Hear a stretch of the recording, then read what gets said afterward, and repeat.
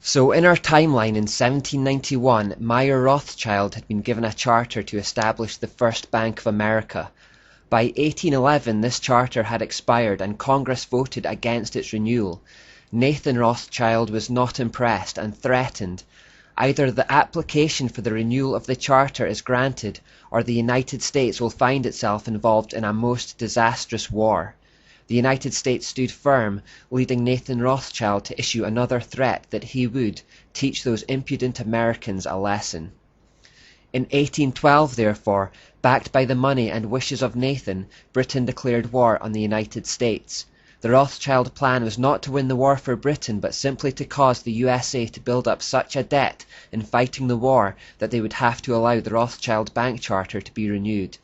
This plan succeeded. In 1816 the Second Bank of the United States was established and given another 20-year charter. Thousands of British and American soldiers had died, but the Rothschilds got their bank.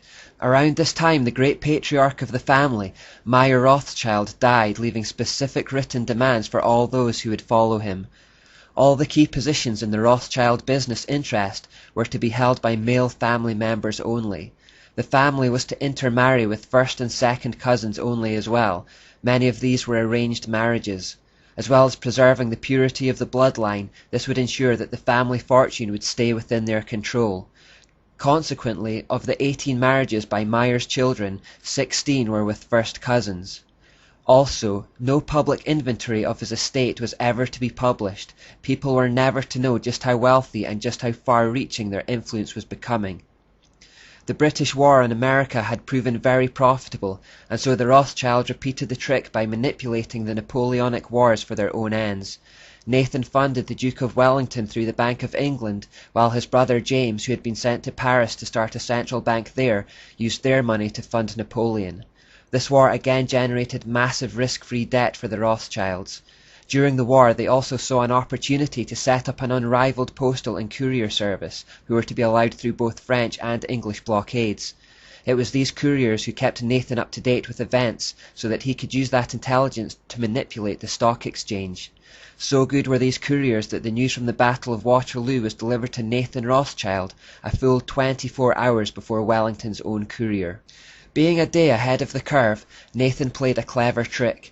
At that time British bonds were called consols, and upon hearing Britain had won the war, Nathan began selling all his consols.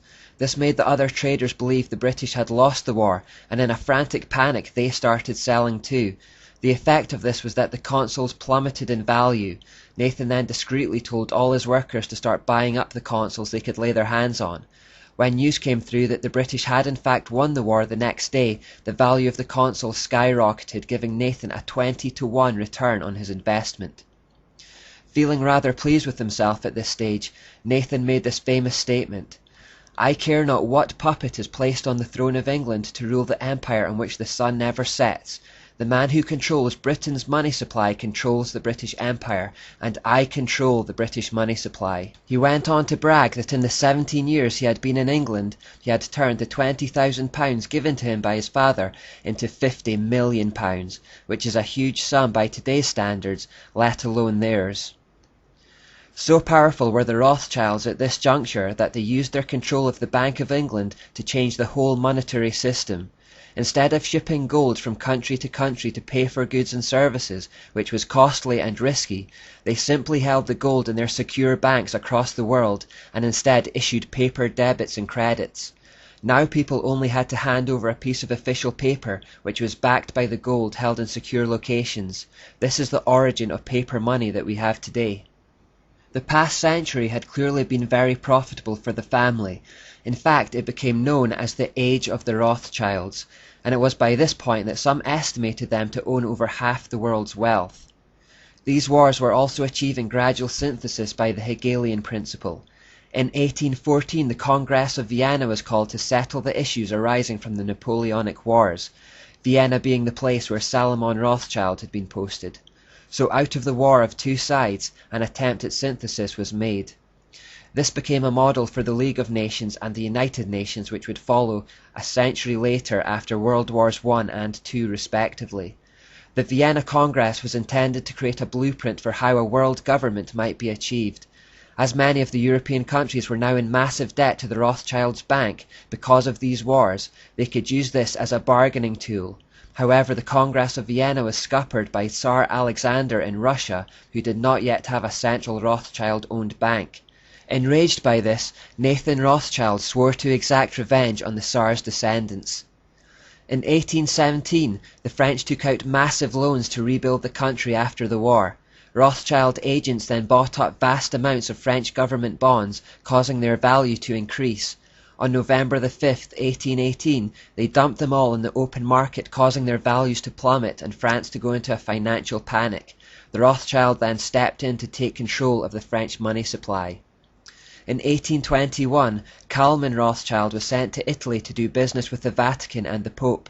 By 1823, they had taken over the financial operations of the Catholic Church worldwide.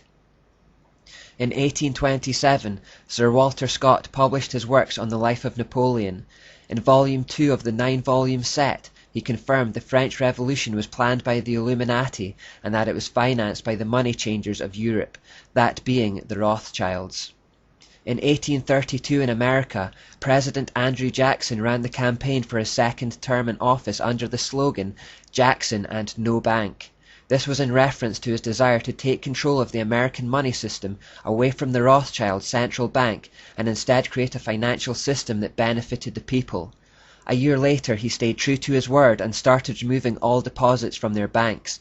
This caused the Rothschild to panic and they contracted the money supply, causing a depression. Jackson knew what was going on and echoed Jesus' words when he declared, "You are a den of thieves and vipers, and I intend to rout you out, and by the eternal God I will rout you out." On January 30th, 1835, a hired assassin tried to shoot President Jackson, but miraculously both his pistols misfired. President Jackson later claimed he knew the Rothschilds were behind the assassination attempt. The assassin himself, Richard Lawrence, later bragged that powerful people in Europe had hired him and promised to protect him if caught. Lawrence was indeed found not guilty by reason of insanity and escaped punishment.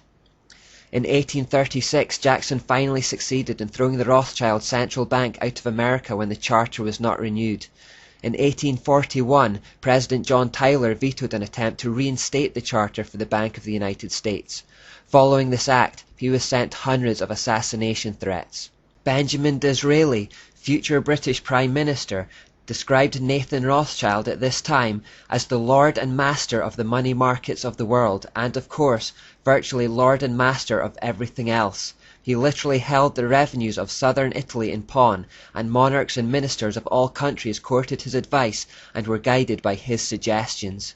Disraeli also referenced these infamous occultists when he said, "The world is run by people very different to those that most people are aware of." In 1845, President Jackson died, but before his death he was asked what his greatest achievement was. His reply, "I killed the bank." In 1846, Meyer Rothschild's wife said nonchalantly from her deathbed that, "If my sons did not want wars, there would be none."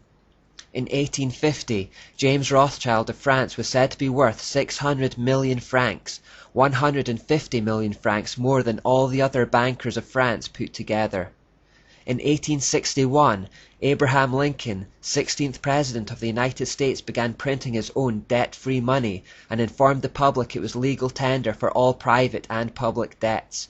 By the following year, close to $450 million had been printed and distributed.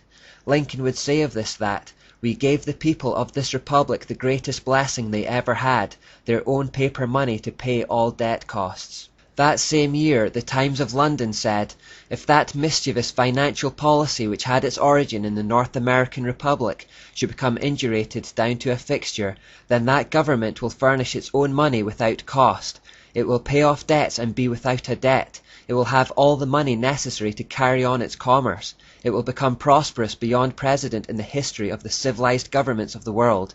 The brains and the wealth of all countries will go to North America. That government must be destroyed or it will destroy every monarchy on the globe."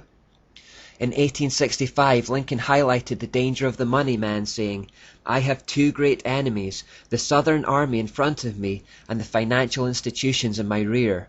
Of the two, the one in my rear is the greatest." Later that year, Abraham Lincoln was assassinated. Following a brief period of training in the Rothschild London Bank, a man called Jacob Schiff, a Rothschild born in their house in Frankfurt, was sent to the United States with the task to regain control of the United States through a central bank. He was to find desirable men and promote them to high places in federal government. In 1875, Jacob Schiff took control of the major banking house, Kuhn Loeb & Co., and formed associations with the other major bankers in the United States. In 1881, American President Garfield hinted at the way the Rothschild manipulated the money market, saying, "Whoever controls the volume of money in our country is absolute master of all industry and commerce. And when you realize the entire system is very easily controlled, one way or another, by a few powerful men at the top, you will not have to be told how periods of inflation and depression originate." In 1891, the British Labour leader made these statements regarding the Rothschilds. "This blood-sucking crew has been the cause of untold mischief and misery in Europe during the present century, and has piled up its prodigious wealth chiefly through fomenting wars between states which ought never to have quarrelled. Whenever there is trouble in Europe, wherever rumours of war circulate and men's minds are distraught with fear of change and calamity, you may be sure that a hook-nosed Rothschild is at his game somewhere near the region of the disturbance."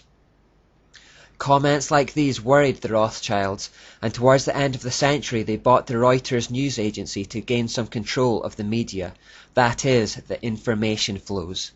Reuters became a central source of news that supplied individual outlets around the world with news it wanted to be known.